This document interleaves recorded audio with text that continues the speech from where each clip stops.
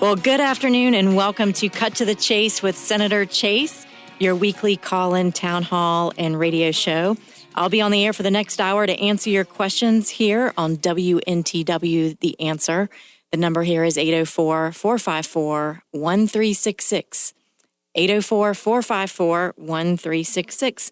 And I'd love to get your thoughts on issues that affect Virginians. I especially want to thank WNTW for the opportunity to provide this free public service to you each week. It's a unique opportunity, and I hope you'll take advantage of it. Again, I'm State Senator Amanda Chase. I'm your weekly radio show host. I serve you at the state level, so please don't confuse me with the U.S. senators. Please don't. We get things done in the General Assembly, and I don't know that D.C. always gets things done, but my office is at the state capitol in downtown Richmond, so I'd love to have you down there, and we can take you for a tour. If you bring your, you can bring your kids there. We'll have a good time. This is still my first term in office, and I'm getting ready. I just finished my third session. In fact, we actually have to go back next week and finish off. We have a state corporation commission judge appointment that we have to do. So we'll talk about that a little bit later. As you all know, I represent the 11th Senatorial District, which includes all of Amelia, all of Colonial Heights, and most of Chesterfield. I'm a Christian, conservative, Republican, and in that order. And I heard Vice President Mike Pence use that line a while back, and I liked it so much that I'm going to borrow that line from him. And I ran on term limiting career politicians and returning the government back to the people. And everybody who was opposed to the mega site said amen. My goal is to be a representative who is transparent, accessible, and approachable. I'm not paid to do this show. I do it because I think it's important to stay connected to the people that I serve. And since I've been elected in 2015, I've pushed for greater transparency, accountability, and accessibility in state government and legislation that returns the power back to the people. And what I'm really excited about today, we're gonna talk about the General Assembly in a little bit. I want to take a little break from the General Assembly, and I love how the Lee brothers have informed you about Tuesday. And just a reminder, I just want to reemphasize: go out and vote Tuesday, this coming Tuesday, June the 12th. And you can vote between 6 a.m. and 7 p.m. at your local polling location. So get that in your mind. You're going to go vote. And we have several things on the ballot. The U.S. Senate primary, in which we have Nick Freitas, Corey Stewart, and E.W. Jackson. And if you live in the 4th Congressional District, we have 2 people running for that seat for the Republican nomination, and that is Ryan McAdams and Cheyenne Fenty. So remember to get out and vote, exercise your right to vote. If you want to know who I've endorsed, you'll have to go to my website, chaseforsenate.com, because I have put endorsements out there, and so you'll have to check that out. So today I have a very special guest here in the studio, Rosalynda De Rivera, and she is a wife, a mom. She's a fireball. She is the director for New Life for Youth. And Rosalinda, what I love about her, so many things to love about her. We're both Monacan High School graduates. We have that in common today. And this morning, I was actually at Monacan High School's graduation of the 2018 seniors. Congratulations to those of you who are graduating. We've got Chesterfield County graduations going on this week, which explains why you can't get around in downtown Richmond today. I was at the Capitol earlier today, and the traffic is a lot of fun. So Rosalinda and I met a long time ago, and she is a fireball. She knows how to get things done, and she's in the ministry, and I just have so much respect for her. She is 38 years old. She is the author of a book that I love. It's called Wonder Woman Devotional, and you can get that on Amazon. She's also the author of a book called Dare to Begin Again, and her book was actually featured this past week in New York City's Book Expo. She's an international speaker. She's the executive producer of NLFY, New Life for Youth. That's what that is. She's the associate producer of Victor. And they also have something called Bella Closet, which is at Chesterfield Town Center Mall. And let's start from the beginning. Let's talk about the ministry of your family that you've had in this area for over 50 years, starting with your parents. Tell us a little bit about that. Well, Senator Chase, it's so great to be here, and I am excited about everything you said, but I think the best part was the age being 38. So I'm going to tell you a funny story. So I was selected as Style Weekly's 40 Under 40, but that was years ago. So I'm not 38 years old anymore. So if I have any friends listening, they're like, wow, how much did you pay her to say that? But it's so good to be here with you today. And I just want to tell you how much I appreciate you, your heart for our state, our city, the people. You know, we talk about people being authentic. And I'll tell you what, you are the most real person. You came and visited our women's conference, and it was just absolutely fantastic. But, you know, we ended up here in Richmond. Let's say in 71, my parents came. I came right after that. But my dad grew up on the streets of New York City. And in a nutshell, by 12, he ended up in a gang. By 14 years old, he was a full-blown heroin addict. If you get on the internet today, you Google the gangs of New York cities for the 1950s, you're going to see my dad's picture right on the front cover. He was the president of one of the largest gangs in New York City. And what many people thought was hopeless, you know, there was no hope for him. He would end up dead. He would end up on an electric chair. I had a praying grandmother that said, no way. That is not what my son was meant for. So he had an encounter with God, and it changed his life. And so in 71, he came to Richmond and started taking young people off the streets of Richmond, Virginia. So as a kid, you know my family, there's other children. Us girls, we gave up our beds. We slept on the floor. They would bring young people. They go down by the college and VCU, and you know they were literally sprawled all over the different Monroe Park. You know. And they would bring him in off the streets. They'd come into our house. And, you know, my dad was only in his 20s when that started. Wow. And people began to see the vision of changing lives. And so it just grew from there. And today we have well over 100, almost 200 beds dedicated to men and women in addiction. It's amazing. Yeah. And, you know, we have talked on this show. We've had Sheriff Carl Leonard in. We've had SAFE. We've had a number of different organizations to come in. This is a statewide epidemic. Everybody, I believe, is aware about the statewide epidemic of the opioid and the heroin crisis. And we have talked about the heart program on our show that Sheriff Leonard has in the jails. But you have to go to jail to get that type of treatment. So tell us what your family has been doing for decades. So, you know, we have the Mercy House for Women, which is right in Richmond, the New Life for Youth. So it's called New Life for Youth. But it is youth and adults. You know, when we came up with the name in the 70s, of course, it was youth, you know, under 18. Today, it's, you know, young people that are looking to get their lives changed. It's a residential program between 12 and 18 months. You know, they have to have a desire to want to change. You know, mom and dad can't roll up to our organization and say, man, put them in. You know, I wish we could force our kids to drink the water sometimes, but they have to want to change. That's right. And so our program consists of, number one, spiritual, believe that God has a plan and a purpose for their life. And if they would understand that, if they would come to that understanding, we've seen, like the Bible says in 2 Corinthians 5:17, they're a new creation. And so the second thing is it's vocational. We are for trading their drugs for an education. And so ultimately, we reconnect them into society. And so that's one part of what I do. And that kind of launched, you know, then, of course, my dad, about 38 years ago, founded New Life Outreach International. And our church is based right there on Turner Road on the south side of Richmond. But then, of course, we have sites all over the world as well. It's just amazing. And, you know, over the past, I would say 5, 6 years, we've connected, and I've come to your church and just witnessed lives changed. And I know a good friend of mine who works in the Attorney General's office that had come through your program that had been a former addict and had been completely healed. Yes. And now he is a thriving adult.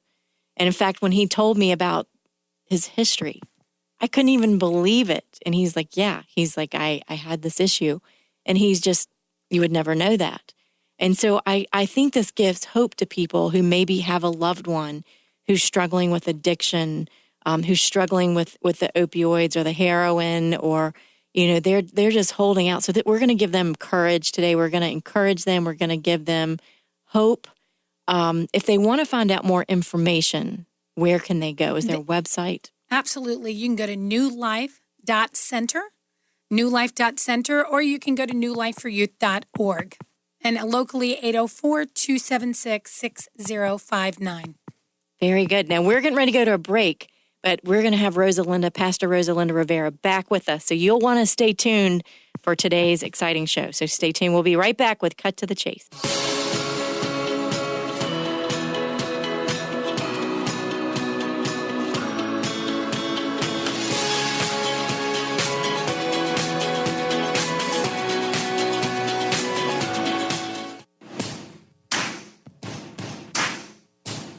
Welcome back to Cut to the Chase with State Senator Amanda Chase. And we are back this week, and we have Rosalynde Rivera, who is the Executive Director of New Life for Youth. On the show, many times we've talked about the heroin and the opioid crisis, not only nationwide, but also here in the state of Virginia and the Commonwealth.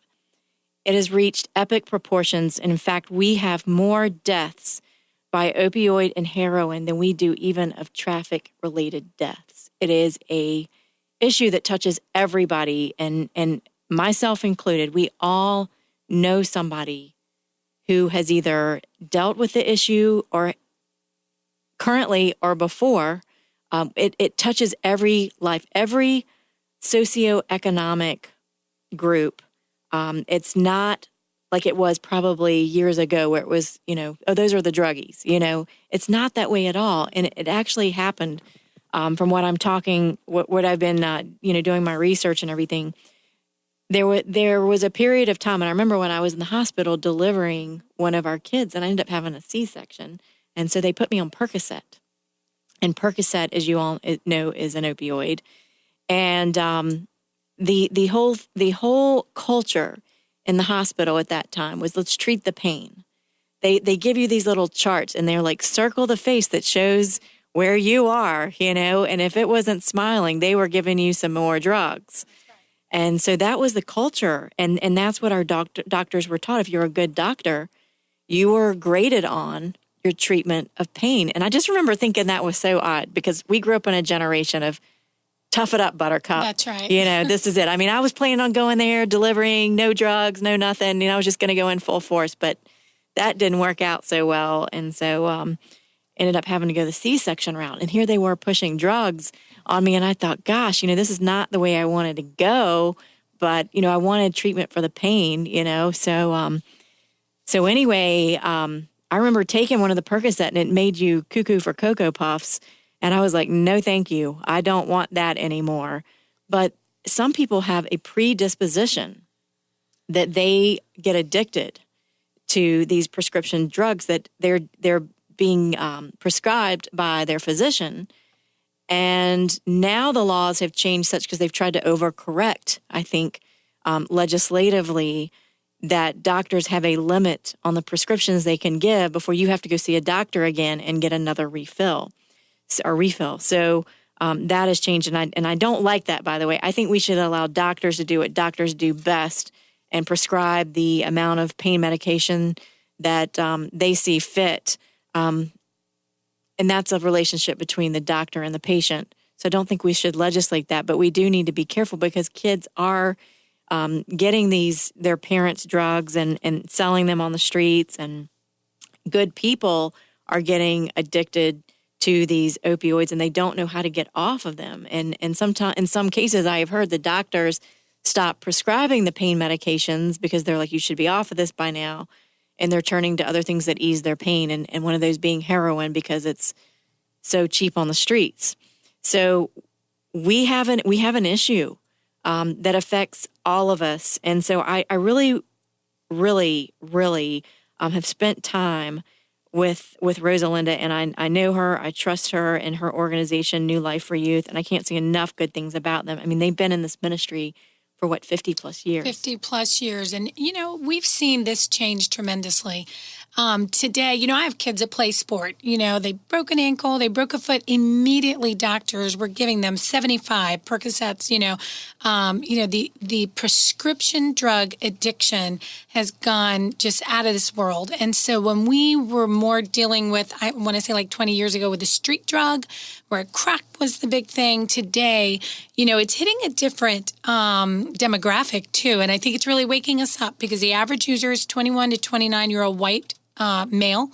And now it's shifting. I've heard also female, and that is the target. And so what's happening is, unless parents are aware and turn to the doctor, no, why don't we try this first? We can always come back and get more. But when you hand somebody that many, we are seeing so many people that have had a true injury turn into a street addiction of shooting up heroin. And today, the fentanyl that's being mixed in there is putting our kids in the grave.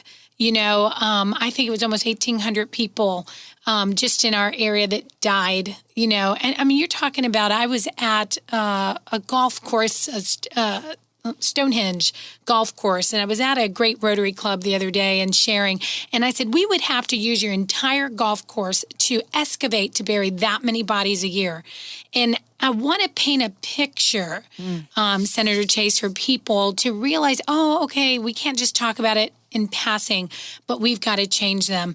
Just this week alone, look, Kate Spade committed suicide. This morning, Bourdain, who was with CNN, committed at 61. And what they're saying now is suicide is happening more. You're more likely than car accidents. And I'm going to tell you what it boils down to. I attended a wonderful event at VCU with doctors and psychiatrists. And I think I may have even shared this with you. And it was all these great terms. But at the end of the session, it boiled down to hopelessness. And you see, that's the difference. That's what we have, because we believe that Christ can come into a broken heart and transform them. That if the person that is hurting can believe that God has a plan for them, that there's nothing that we can do that puts us so far from the hand of God, from his love. One of my favorite things it says in the Bible is that when we're in a pit, he'll pull us up and put our feet on a rock. And so, I can walk you 12 steps forward and 12 steps back. I have been doing rehab for decades. I have seen 20,000 people come through our program. And at the end of the day, if you do not believe that there's hope, then there is no hope. And that's the New Life for Youth difference, is that we are mentoring them. We are walking them through life. And I believe there is a solution, but we are going to have to wake up. And we can't keep on making it easier and easier and easier for the addict. I love that we have these emergency drugs like Narcan and different things. I mean, it's great that we have that. But I've sat down in a group of 30 of our students, and I go, what do you think about it? And it's interesting because these are the ones that have been overdosing, losing their children, losing their house, losing their lives to this. And they said, the easier and easier you make it, then what happens is it's like in our minds, we think there's no end. And we're going to have to get with it. We can't just put a Band-Aid on it. I'm so happy that we have that drug because I've seen it revive people right in front of my eyes. On the other hand, we can't let this situation slip out of our hands. And what they're looking for is hope. That's right. And one of the things that I see as a state legislator, in addition to the opioid and heroin crisis, is the hopelessness that I see when I go into some of the public schools and I look into the eyes of the kids. My kids, I still have 2 kids in public school. And I've been talking over the last 2 weeks, we have taken God out of our public school. I mean, if you look before the 1963 Supreme Court case, where before that Supreme Court case, we had Bible in school. People would write scriptures in cursive. We had the Pledge of Allegiance. We had the 10 Commandments on the wall where we teach our kids, thou shalt not kill. Maybe that would stop. It would stop some of the shootings. If kids, where is their compass? There's no boundaries. Right. There's nothing bigger than them. Today, you said that you went to a Monacan high school, and we're both Monacan high school graduates, and I went to James River, and I'm looking down going, I can't believe it's been that long since I was sitting in the center of that same convention center. But the difference is there was the fear of God. There was a boundary. There was something that we honored. We would I mean, do you remember doing the pledge at Monacan? Absolutely. I remember that. There was honor. And so, that's what we're missing today. And I was looking over, I was sitting on the stage and I was looking out at the audience at some of the graduates. Some of them they didn't even have their hand over their heart. And I wanted to go over there and take their hand and put it over their heart and say, let's show some respect to our flag. Let's show some respect to our country. Let's show some respect to the people that died so that you could have the freedom to live and to have a good education. And we would never think of not putting our hand over our heart for the Pledge of Allegiance. I was just... Take them out of the country for a minute and let them see what it looks like in other places. It's something. Well, listen, stay tuned. We'll be right back with Cut to the Chase with Senator Chase and Rosalyn De Rivera.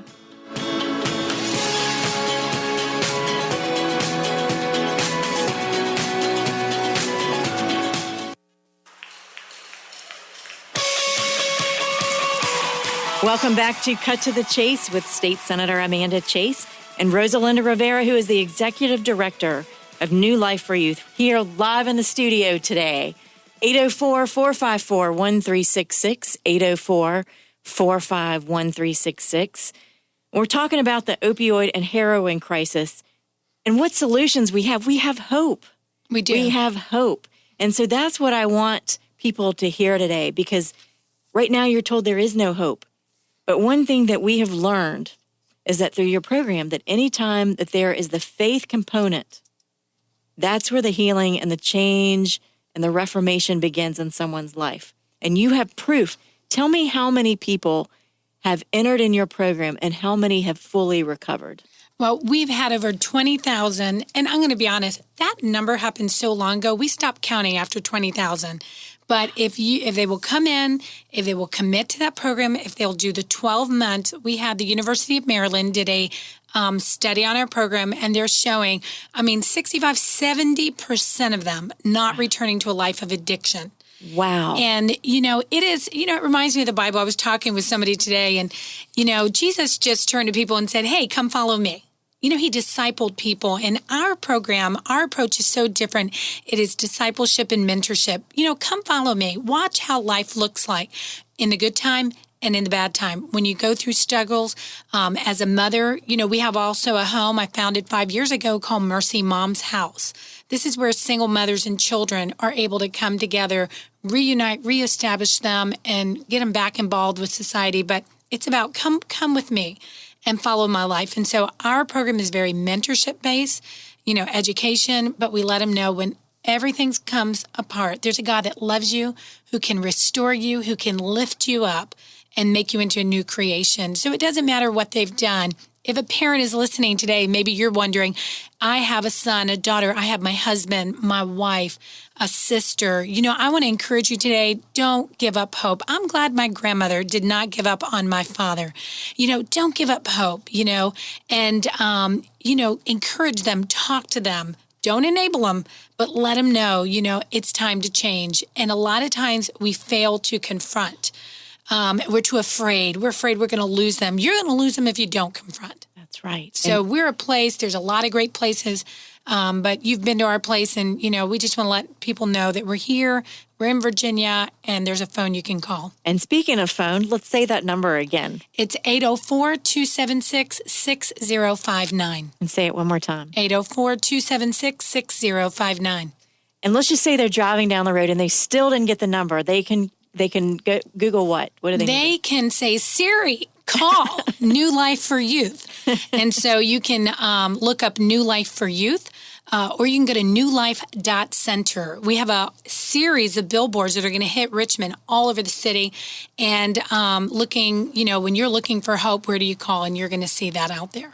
Now, you have written a devotional, which I have. I actually love this devotional, and you wrote it. It's called Wonder Woman Devotional. And they can go to Amazon and get that. Tell them a little, well, I can tell you a little bit about it. It gives you a small, reasonably sized, like a one-page devotional that you can read that's inspirational and helps you to become a Wonder Woman. And so, sorry, guys, you can become a Wonder Man or Superman But I think this one's designed for women, right? That is. And it's fun. It's 90 days. It's one page. I know what it's like to have kids. I've got 3. You're trying to get them up, get them going. And you would be shocked how many people just don't read the Word of God anymore. You know, we've got apps. We've got so many things. So this is easy. One page. You could read it to your kids. They're funny. Some of them are serious. And instead of just putting another scripture at the end, we took a scripture and turned it into what we called wonder words. And so this is something you could just speak over yourself every day, that God has raised you up as a woman. He's equipped you to handle, you know. And so every day it's got something fun. Then there's a devotional space for your wonder thoughts. And so what this is encouraging is 90 days becoming a hero for Christ. You stepping up as a mom and doing what you're doing, in office and standing up and being a voice. You're a hero. But some people may say, well, I can never be a senator. But there's so many different ways as women we can be heroes in our home, in our families, in our schools, right, in our churches and with our kids. And I know that kids look to their moms and their dads as their heroes, and we need to be the best moms and dads that we can be to our kids, because they really are watching us and learning. We have a small business that my husband runs with our boys, Cutting to the Chase LLC, and they cut grass. They're licensed and insured, and they spend a lot of time with their dad when they're not in school. And my husband has a full-time job as well. And one of the things that he loves to do is work with his boys, teach them how to work with their hands, and be hard workers, because I think kids need that work ethic in them. I took care of them when they were little, and they need to be diapers changed, stay home. Come on, Daddy. For 9 years, and now it's Dad's turn, because I've got 3 boys, and they're great, and my boys look forward to working with their dad.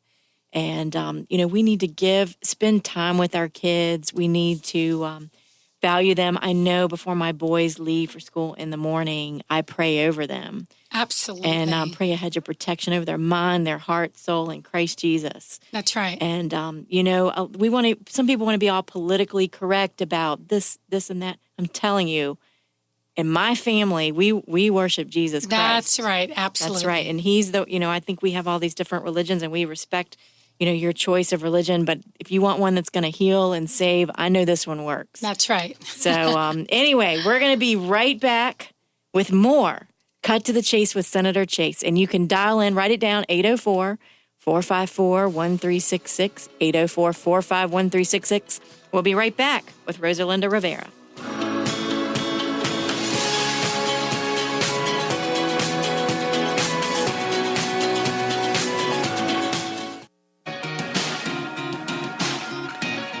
All right, we're back with Cut to the Chase with Senator Chase. This is your weekly call-in town hall and radio show, and we're going to be here on the air for the next 15 minutes.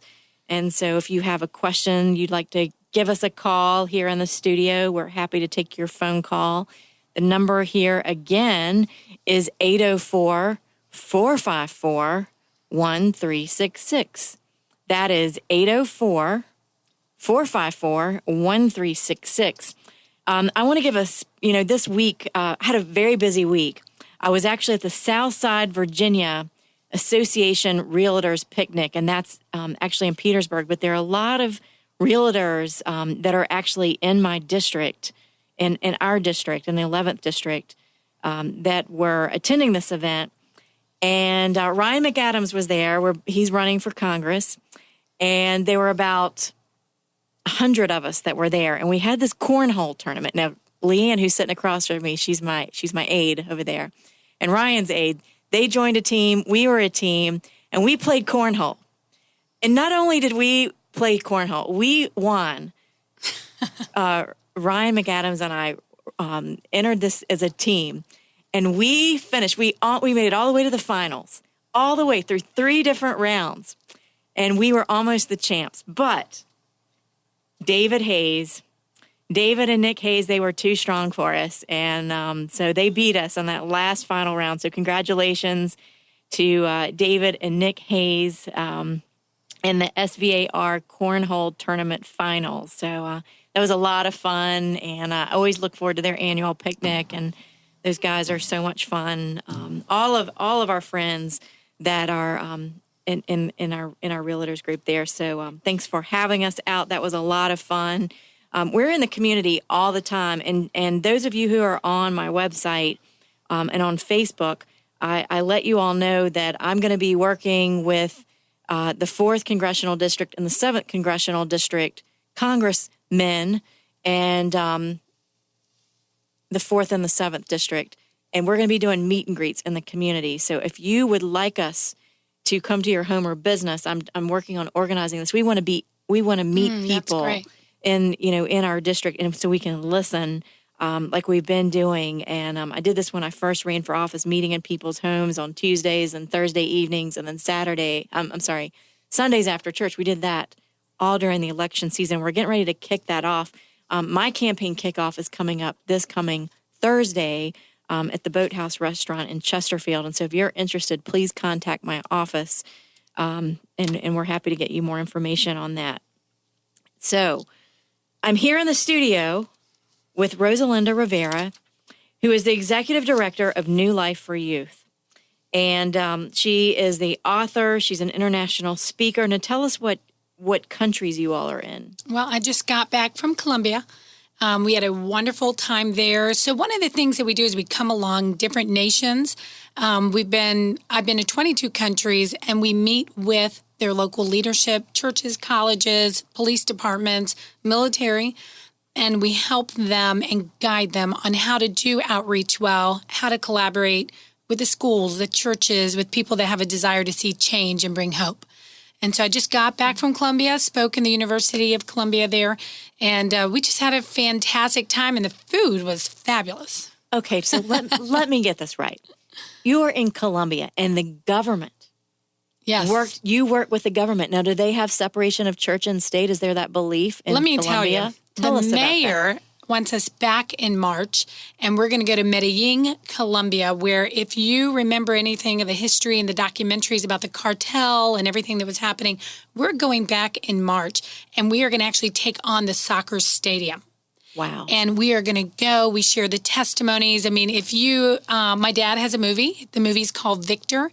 So that has played in nations everywhere. And so the movie Victor, which is on Netflix, it chronicles my dad's life story. That's what I was one of the associate producers. It's award-winning. It was filmed in Fox Studio in Hollywood. Cinematography, by the way, was done by the same team that did Avengers. So This is not a homemade movie. This is amazing. They show it on the streets. They show it in the schools. They show it in the universities. They don't care if we're praying. They're so desperate. We spoke at a huge event with a lot of the seniors from like 15 schools that came together.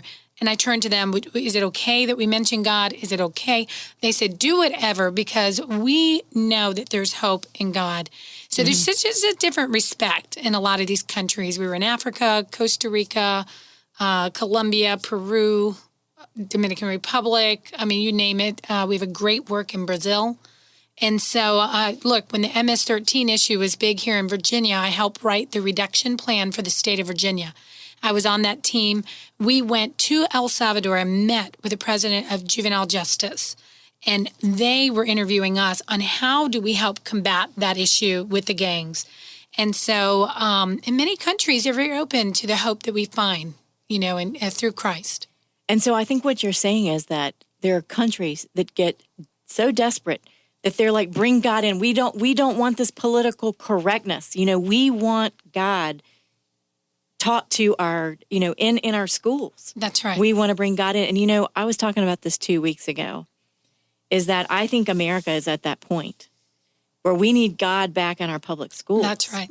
And that's what it's going to take. We see the death, we see the suicide, we see the hopelessness in our schools and in our teens. And they're turning to drugs. They are, like it or not, they are turning to other things. And you can be politically correct all you want to, those of you who are out here who are saying separation of church and state. I think it's a lie. I think the separation of church and state is a lie. And we need to dispel that lie with the truth. And, when you get desperate and you see so many kids dying for opioid and heroin and they're hopeless and they're committing suicide, you'll be like these other governments that are welcoming God back in our schools. And I think we in America are at that point where we as the Christians in this country need to come together as people of faith and say, we want God back in our schools. And you know what? If you don't want it and you worship another religion, that's fine. We respect you. But you can opt out of our program. That's what our country was founded on. And That's right. Here's the thing, okay, is that, there's a group going to drugs, but it's not even just addiction. It's brokenness. It's depression. Today with the video games, I have to watch it myself because how many hours go by with my child, then I have to check on myself. Hey, how long has it been? Has it been an hour? Has it been 2 hours? Has it been 8 hours? These kids are locking in. They're online. Their world is virtual. They're not hanging out with kids in the neighborhoods anymore. And, there's no boundaries and there's no hope. And they are crying out for it, and we're seeing a generation today where, in the 70s and 80s, a parent stopped coming to church, and now, then my friends, our ages, so many of them, they didn't grow up in church. And then by the time you get to the grandkids, they don't even know what church is, But I do say this, we have a youth group in our church. It's unbelievable. It is so fired up, and it's a place where I have to literally argue with my kids to get out of church and get into the car. I threat them on text messages going, if you don't get in this car right now, I'm taking away your video games or something, because they love the environment. So, this is the message. One of the things that I started 2.5 years ago was Bella Women, and you were at our women's conference. Yes, it was great. And we had 600 women at this women's conference this year. It started with 8 women sitting across the table, and from there, it's just blown up. We've had over 1,500 women come to Bella, and I get a chance to talk to these moms and these young people. I never thought I'd like women's ministry. I was like, that's just for like old people, I was like, I'm not going to that. And I was like, we got to start one where it's relevant, it's fun, it's interactive, it's connective. And so, we have a great platform where we can talk about, all these kinds of things. And what I loved about that conference is it's a recharge for women. It gives you an opportunity, we're moms, we're wives, we work, we serve other people in whatever capacity, and we need to be renewed. We need to renew our minds and our bodies. And what I loved about that retreat, I didn't want to leave. It was so good. We all need that. We need our batteries recharged. And on Sunday, June 24th, which I believe is Father's Day, right? No, Father's Day is on the 17th, so we moved it. Good, to the 24th, because I was like, I really want to come, but it's Father's Day. Don't forget your daddy now. That's right. So it's the weekend after Father's Day, and I'll be back in town, so I can go. It's going to be on the 24th at 6 p.m., and so it's the Bella Women. If you go to bellawomen.pink, bellawomen.pink, you are going to love it. It's women from 35 churches that come together. And then women that don't go to church come together, and it's just a wonderful time. And so I definitely want to invite them to do that and come be a part of that. Fantastic. Well, I hope you all have been encouraged today. Certainly, Rosalinda, just appreciate your heart and just, you've done so many great things for the community, you and your husband, Carlos, Pastor Carlos, and your parents. And, it's so good to hear a story of hope, because so many times we hear situations where things are hopeless and bleak.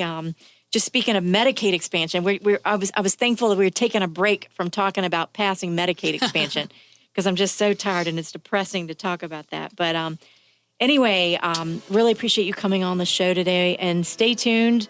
How much time do we have left? Like 5 minutes? Or is that it? Am I done for the day? No, I've come back for the final segment of Cut to the Chase. We'll be right back. Lately, I've been Welcome back to the final segment of Cut to the Chase with Senator Chase. It's been great having you here in the studio, Rosalinda. I really appreciate you coming in today. And you were just talking when we were on the break about your blog. I have a blog that goes out every week. You can find me at Rosalinda Rivera. It's spelled like River A, RosalindaRivera.com. And I have a blog that goes out every single week. And I just got on the list for the top 50 blogs, Christian women blogs in the United States. Congratulations. So super excited. It's all about encouraging women. Look, we've got the Bella Women's Group once a month. We have our fall conference coming up. It's over 150 women that go away. And then, of course, we're already planning for our spring conference. So Well, I plan on being at all of them. They're great. And listen, if you need to be renewed and energized so you can serve, you really need to come to these conferences. I encourage you to come. I wish y'all could see into the studio today. I have Tracy Lynn, who is over here on the board doing a great job today. I have my Aileen Bowman sitting across from me, and then Rosalinda. We've got an all-girl studio today. awesome. You are Wonder Women.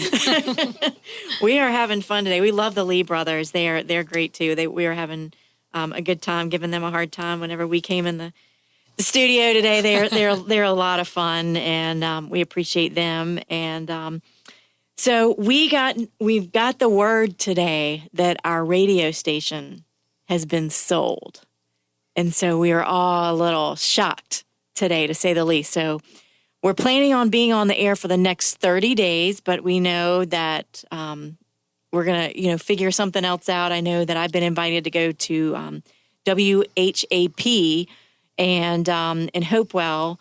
I really would like to stay here. We have such a good time. We have such a nice family here at WNTW, so we're hoping we get to stay here because Tracy Lynn is awesome. I hope so. She's doing a great job over here. And if you have a business and you'd like to advertise, definitely reach out to the studio and let us know if we can help you out there. So until next Friday, I will be here next Friday. That's the plan now. We were thinking today would be my last show, but we're going to be back next Friday from 6 to 7 p.m. And you know who's coming next week? Tell me. Ralph Reynolds, who is the son of Randy Reynolds with Reynolds Metals, now Reynolds Development. And, they were a huge employer of a lot of Richmond folks here, the Reynolds Metals Company. And so he's founded a nonprofit. He works with a nonprofit that teaches and encourages kids to read. He's going to be here next week.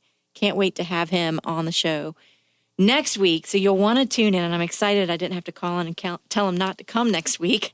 Don't like that.